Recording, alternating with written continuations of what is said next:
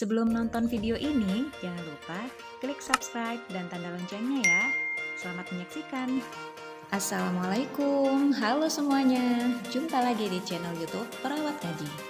Oke, kali ini kita akan mengkaji tentang cedera medula spinalis yang termasuk salah satu kondisi gawat darurat. Pastinya membutuhkan penanganan yang cepat dan tepat ya. Tanpa mengulur waktu, yuk langsung aja kita ngaji. Cedera medula spinalis atau yang kita juga sebut spinal cord injury adalah adanya suatu lesi pada medula spinalis dengan atau tanpa kerusakan tulang belakang yang menyebabkan gangguan neurologik.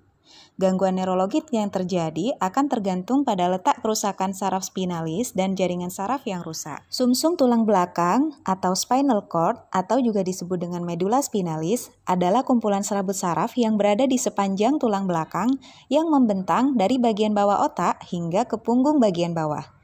Jika otak dilindungi oleh tulang tengkorak, maka sumsum tulang belakang dilindungi oleh ruas-ruas tulang belakang.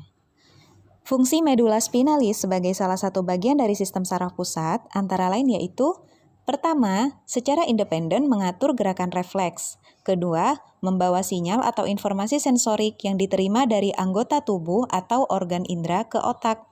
Sinyal atau informasi tersebut bisa berupa sensasi sentuhan, tekanan, suhu, panas atau dingin, dan rasa nyeri.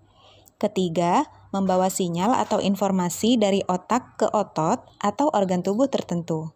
Informasi ini bisa disampaikan ke otot lengan, jari, tungkai, kaki, atau bagian tubuh lainnya untuk mengontrol gerak motorik. Terdapat 31 pasang serabut saraf di sepanjang medula spinalis yang terdiri dari 8 saraf servikal, 12 saraf torakal, 5 saraf lumbal, 5 saraf sakral, dan 1 saraf koksik. Oke, selanjutnya adalah tanda dan gejala cedera medula spinalis akut. Antara lain adalah kelemahan otot, kehilangan kemampuan mengendalikan gerak, kesulitan bernafas, tidak dapat merasakan beberapa bagian tubuh atau hilang fungsi sensorik, kehilangan kontrol dalam berkemih dan buang air besar, juga bisa terjadi shock neurogenik. Apa saja yang dapat menyebabkan cedera medula spinalis atau spinal cord injury? Penyebab yang paling sering ditemukan adalah kecelakaan bermotor. Selanjutnya terjatuh, terutama jatuh dari ketinggian, tindakan kekerasan, olahraga, dan penyebab lain yang pada umumnya merupakan penyebab non-trauma, seperti infeksi, penyakit degeneratif, hernia diskus intervertebralis, spondilosis, juga tumor.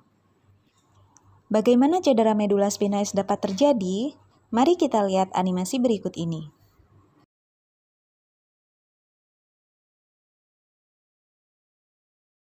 Seperti yang dibahas sebelumnya, bahwa kecelakaan kendaraan bermotor merupakan faktor yang paling sering menyebabkan cedera medula spinalis. Fraktur pada tulang belakang seringkali menyebabkan cedera sumsum tulang belakang.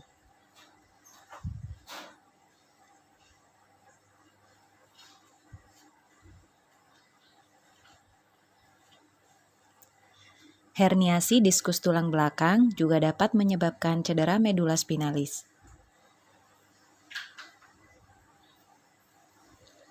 Osteofit atau bone spurs atau penonjolan tulang yang muncul pada tulang belakang juga dapat menyebabkan cedera medula spinalis. Selanjutnya, penebalan ligamen pada tulang belakang juga dapat menekan medula spinalis dan akhirnya menyebabkan cedera medula spinalis. Cedera medula spinalis juga dapat diakibatkan oleh tumor pada medula spinalis. Berikut adalah salah satu kejadian cedera medula spinalis, yaitu kecelakaan yang terjadi pada seorang pembalap motor Marco Simoncelli di sirkuit internasional Malaysia. Jika kita lihat, biomekanika cedera yang terjadi pada kasus Simoncelli akan memberikan dampak cedera medula spinalis dengan rasionalisasi tingginya kecepatan motor yang menghantam bagian punggung Simoncelli. Hantaman kuat dengan kecepatan tinggi ini memberikan momentum energi yang sangat besar pada tulang punggung Simoncelli, sehingga kemungkinan besar terjadi cedera pada tulang punggungnya. Selanjutnya, cedera medula spinalis yang dialami Simoncelli kemungkinan menjadi lebih parah. Mengapa? Karena saat evakuasi dari TKP ke ambulan, tim penanganan kegawat daruratan terjatuh. sehingga Simoncelli ikut terjatuh, yang artinya ada tambahan cedera yang dialami oleh Marco Simoncelli. Selanjutnya, kita harus tahu tentang jenis-jenis cedera medula spinalis. Cedera medula spinalis berdasarkan jenis cederanya dapat dibagi menjadi dua kategori, yaitu cedera primer dan cedera sekunder.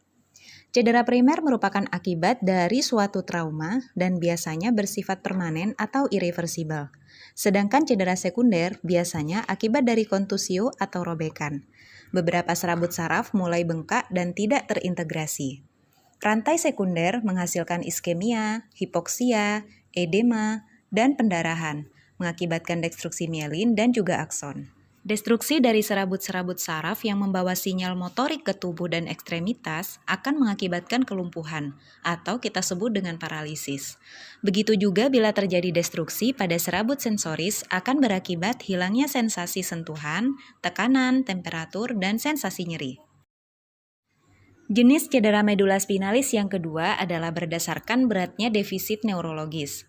Berdasarkan beratnya defisit neurologis, cedera medula spinalis dibagi menjadi cedera komplit dan cedera inkomplit. Pada cedera komplit, tidak ada fungsi sensoris dan motoris pada segmen sakral terbawah. Sedangkan pada cedera inkomplit, ada fungsi sensorik dan motorik di bawah level cedera termasuk segmen sakral terbawah. Cedera medula spinalis juga diklasifikasikan sesuai level cedera. Cedera pada saraf servikal 4 atau C4 akan menimbulkan kelumpuhan atau defisit neurologis dari area leher ke bawah.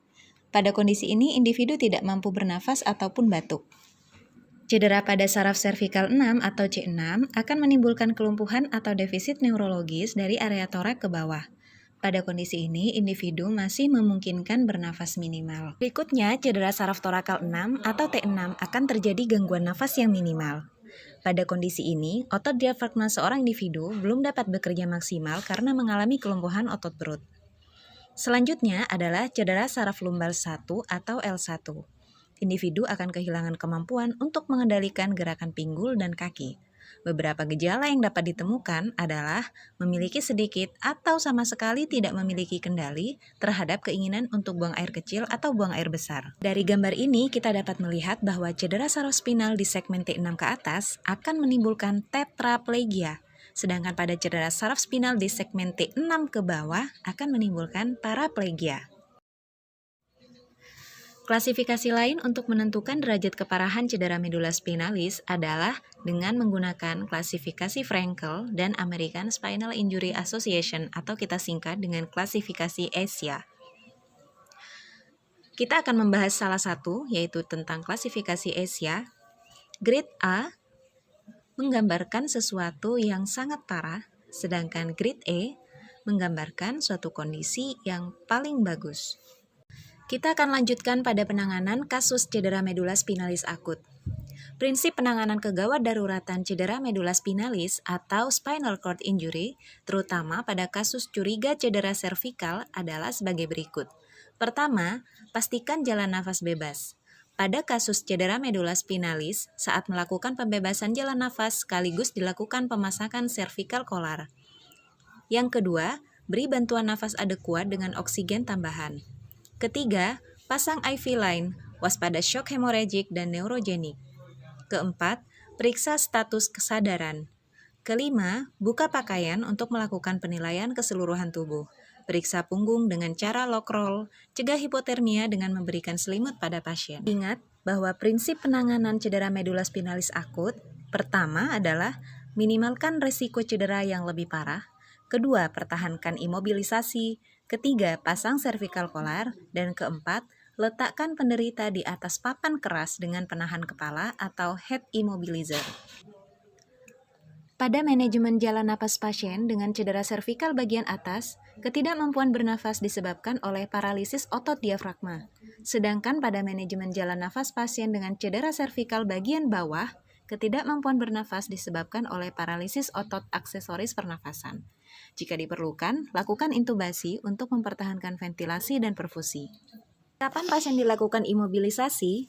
Hingga tulang belakang telah dipastikan tidak ada cedera dengan 3 kriteria. Pertama, tidak ada nyeri pada tulang belakang. Kedua, tidak terdapat defisit neurologis. Ketiga, hasil pemeriksaan radiologi normal. Jika terdapat cedera kepala atau bingung atau keluhan nyeri tulang belakang, maka asumsikan ada cedera spinal, hingga terdapat bukti yang memastikan tidak ada cedera spinal. Hal lain yang penting pada penanganan cedera medula spinalis adalah waspada shock neurogenik. Cedera di atas T6 dapat menyebabkan shock neurogenik dengan tanda hipotensi dan bradikardi. Penata laksanaannya adalah 1. Resusitasi cairan, 2. Berikan vasopresor. Bagaimana membedakan shock neurogenik atau shock hemorrhagi? Shock neurogenik terjadi hanya jika terdapat cedera di atas T6.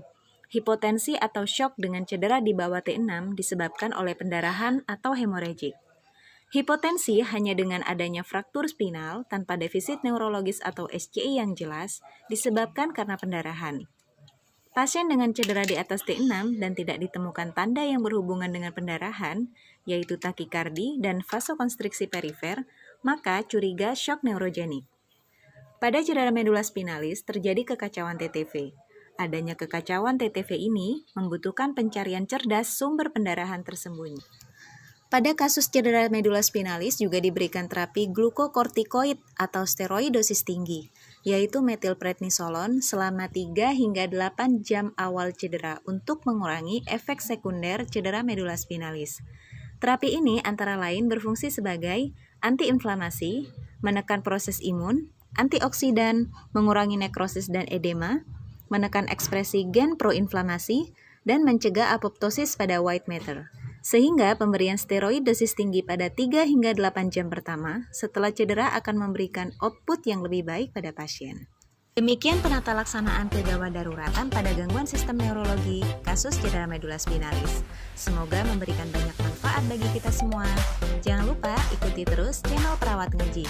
Nantikan video-video lain yang akan menambah wawasan dan mengkaji lebih mendalam tentang ilmu keperawatan dan kesehatan.